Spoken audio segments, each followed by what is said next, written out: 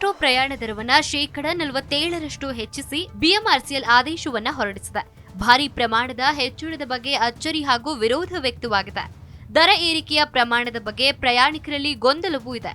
Metro ದರ ಹೆಚ್ಚಳವು ಹೇಗೆ ನಿರ್ಧಾರವಾಗುತ್ತೆ, ಅದರಲ್ಲಿ ಯಾರು ಭಾಗಿಯಾಗಿರ್ತಾರೆ, ಕೇಂದ್ರ ಹಾಗೂ ರಾಜ್ಯ ಸರ್ಕಾರದ ಪಾತ್ರ ಏನು ಎನ್ನುವುದರ ಬಗ್ಗೆ ಇಲ್ಲಿದೆ ಮಾಹಿತಿ.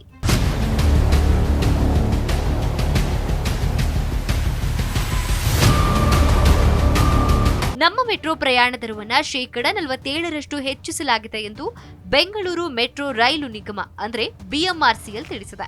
ಈ ಮೂಲಕ ದೇಶದಲ್ಲಿಯೇ ಅತಿ ದುಬಾರಿ ಪ್ರಯಾಣ ದರವನ್ನ ಹೊಂದಿರುವ ಮೆಟ್ರೋ ಇದಾಗಿದೆ. ಪ್ರಯಾಣಿಕರಿಂದ ಪ್ರಯಾಣ ದರವನ್ನ ಪಡೆಯುವ ಬದಲು ಬಂಡವಾಳ ಕ್ರೋಢೀಕರಣದ ಉದ್ದೇಶದಿಂದ ದರ ಹೆಚ್ಚಳ ಮಾಡಲಾಗಿದೆ ಎಂಬ ಆರೋಪಕ್ಕೆ ನಿಗಮವು ಗುರಿಯಾಗಿದೆ. 47% ದರ ಹೆಚ್ಚಳ ಮಾಡಲಾಗಿದ್ದು, ಅದರಲ್ಲಿ ಸ್ಮಾರ್ಟ್ ಕಾರ್ಡ್ ಹೊಂದಿರುವವರಿಗೆ 5% ರಿಯಾಯಿತಿ ನೀಡಲಾಗಿದೆ. ಜನದಟ್ಟಣೆ ಕಡಿಮೆ ಇರುವ ಅವಧಿಯಲ್ಲಿ ಅಂದ್ರೆ ನಾನ್ ಪೀಕ್ ಅವರ್ ಸಂಚರಿಸಿದ್ರೆ ಹೆಚ್ಚುವರಿಯಾಗಿ 5% ರಿಯಾಯಿತಿ ದೊರೆಯಲಿದೆ. ಇನ್ನು ರಾಷ್ಟ್ರೀಯ ಹಬ್ಬಗಳು ಮತ್ತು ಎಲ್ಲಾ ಭಾನುವಾರ 10% ರಿಯಾಯಿತಿ ಇರುತ್ತೆ. ರಿಯಾಯಿತಿಗಳನ್ನ ಕಳೆದರೆ 40% ಹೆಚ್ಚಳ ಮಾಡಲಾಗಿದೆ ಎಂದು ಬಿಎಂಆರ್ಸಿಎಲ್ ಅಧಿಕಾರಿಗಳು ತಿಳಿಸಿದ್ದಾರೆ. ಸ್ಮಾರ್ಟ್ ಕಾರ್ಡ್ನಲ್ಲಿನ ಕನಿಷ್ಠ ಮೊತ್ತವನ್ನ 50ರಿಂದ 90ಕ್ಕೆ ಏರಿಸಲಾಗಿದೆ. ಇನ್ನು ಕಿಲೋಮೀಟರ್ ಆಧಾರದಲ್ಲಿ ಪ್ರಯಾಣ ದರವನ್ನ ಹೆಚ್ಚಿಸಿ ಅದನ್ನ ಸ್ಟೇಷನ್ಗಳಿಗೆ ಅನ್ವಯ ಮಾಡ್ತಿರೋದ್ರಿಂದ ಪ್ರಯಾಣಿಕರಿಗೆ ಗೊಂದಲ ಉಂಟಾಗಿದೆ.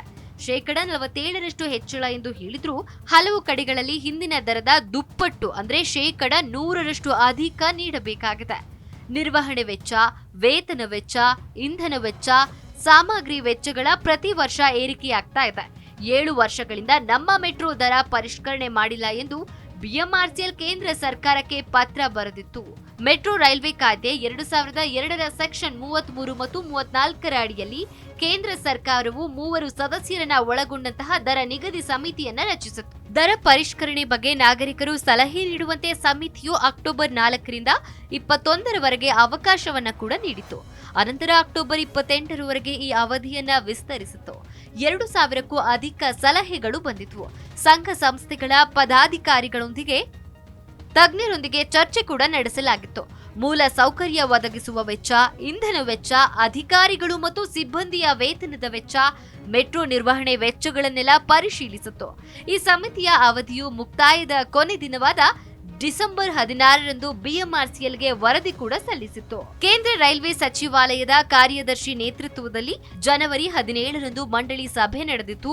ಕೇಂದ್ರ ಮತ್ತು ರಾಜ್ಯ ಸರ್ಕಾರದ ಕಾರ್ಯದರ್ಶಿಗಳು, ಬಿಎಂಆರ್ಸಿಎಲ್ ವ್ಯವಸ್ಥಾಪಕ ನಿರ್ದೇಶಕರು, ಅಧಿಕಾರಿಗಳು ಪಾಲ್ಗೊಂಡಿದ್ದ ಸಭೆಯಲ್ಲಿ ದರ ನಿಗದಿ ಸಮಿತಿಯ ಶಿಫಾರಸುಗಳಿಗೆ ಒಪ್ಪಿಗೆ ನೀಡಲಾಗಿತ್ತು. ಆದರೆ ದೆಹಲಿಯಲ್ಲಿ ಚುನಾವಣೆ ಮತ್ತು ಇತರ ಹಲವು ಕಾರಣಗಳಿಂದ ಪರಿಷ್ಕೃತ ದರ ಜಾರಿಯಾಗಿರಲಿಲ್ಲ. ಈ ನಡುವೆ ದರ ನಿಗದಿ ಬಗ್ಗೆ ಹೆಚ್ಚಿನ ಮಾಹಿತಿ ನೀಡುವಂತೆ ಕೇಂದ್ರ ಸರ್ಕಾರ ಕೇಳಿತ್ತು. ಬಿಎಂಆರ್ಸಿಎಲ್ ಮಾಹಿತಿಯನ್ನ ಕೂಡ ನೀಡಿತ್ತು. ದೆಹಲಿ ಚುನಾವಣೆ ಮುಗಿದು ಫಲಿತಾಂಶ ಹೊರಬಿದ್ದ ಮರುದಿನವೇ ಪರಿಷ್ಕೃತ ದರವನ್ನ ಜಾರಿ ಮಾಡುವ ಆದೇಶವನ್ನ ಬಿಎಂಆರ್ಸಿಎಲ್ನಿಂದ ಹೊರಬಿದ್ದಿದ್ದು, ಫೆಬ್ರವರಿ 9ರಿಂದಲೇ ಹೊಸ ದರ ಜಾರಿಯಾಗಿದೆ. ಇನ್ನು ಕನಿಷ್ಠ ದರ 10 ಇದ್ದದನ್ನ ಹಾಗೆ ಉಳಿಸಿಕೊಂಡಿರುವ ಬಿಎಂಆರ್ಸಿಎಲ್ ಗರಿಷ್ಠ ದರ 60 ಇದ್ದದನ್ನ 90ಕ್ಕೆ ಏರಿಕೆ ಮಾಡಿದೆ. ಚೆನ್ನೈ, ಮುಂಬೈ, ದೆಹಲಿ, ಹೈದರಾಬಾದ್, ಕೋಲ್ಕತ್ತಾ ಮುಂತಾದ ಮಹಾನಗರಗಳಿಗಿಂತ 40ರಿಂದ 60% ಅಧಿಕ ದರವನ್ನ ಬೆಂಗಳೂರಿನ ಮೆಟ್ರೋ ಪ್ರಯಾಣಿಕರು ಪಾವತಿಸಬೇಕಾಗಿದೆ. ಇನ್ನು ಅರ್ಧ ಶತಮಾನದ ಇತಿಹಾಸ ಹೊಂದಿರುವ ಕೋಲ್ಕತ್ತಾ ಮೆಟ್ರೋ ದರವು ದೇಶದಲ್ಲಿಯೇ ಅತಿ ಕಡಿಮೆ ಇದೆ. ನೀಲಿ, ಹಸಿರು, ನೇರಳೆ, ಕಿತ್ತಳೆ, ಹಳದಿ, ಗುಲಾಬಿ ಮಾರ್ಗಗಳು ಹೊಂದಿರುವ ಇಲ್ಲಿ ಕನಿಷ್ಠ ದರವು 2 ಕಿಲೋಮೀಟರ್ಗೆ ₹5 ಮಾತ್ರ ಇದೆ. ಅಲ್ಲಿ 25 ಕಿಲೋಮೀಟರ್ಗೆ 25 ಇದ್ರೆ ಮುಂಬೈನಲ್ಲಿ 50 ಇದೆ. ಇನ್ನು ಬೆಂಗಳೂರಿನ ನಮ್ಮ ಮೆಟ್ರೋ ದರದಲ್ಲಿ ₹90 ನೀಡಬೇಕಾಗಿದೆ. ವಾಣಿಜ್ಯ ನಗರಿ ಮುಂಬೈನಲ್ಲಿ ಗರಿಷ್ಠ ₹80, ಚೆನ್ನೈನಲ್ಲಿ ಗರಿಷ್ಠ 50. ಇನ್ನು ಹೈದರಾಬಾದ್ ಮತ್ತು ದೆಹಲಿಯಲ್ಲಿ ಗರಿಷ್ಠ ದರ ₹60 ಇದೆ.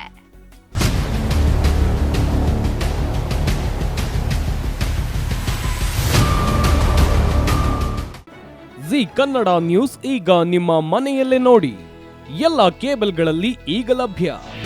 ನಿಮ್ಮ ನೆಚ್ಚಿನ ಜಿ ಕನ್ನಡ ನ್ಯೂಸ್ ಈಗ ಸನ್ ಡೈರೆಕ್ಟ್ ನಲ್ಲಿ number 292, Tata play number 1664, Jio TV number 1334, NXT digital number 30, in cable number 30, city networks 51, U digital number 162, GTPL number 17, Rockline telecommunications number 42, Shri Basaveshwara cable number 168, rural cable network 60, Vinayaka digital 57, Abhishek cable 821, city channel 53, Siddeshwara cable network 57, V4 digital Infotech 628, Surya digital networks 53, Gajanan digital number 836, Malnad Infotech private limited number 56, Metrocast number 830, Victory digital number 167ರಲ್ಲಿ ನೋಡಿ ಆನಂದಿಸಿ.